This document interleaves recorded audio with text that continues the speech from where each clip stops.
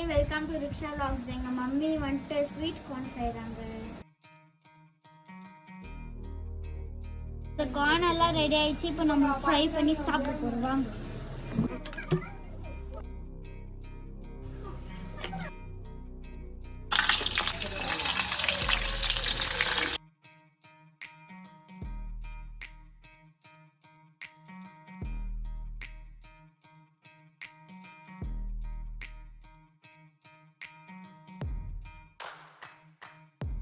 சாப்பிடலாம் வாங்க.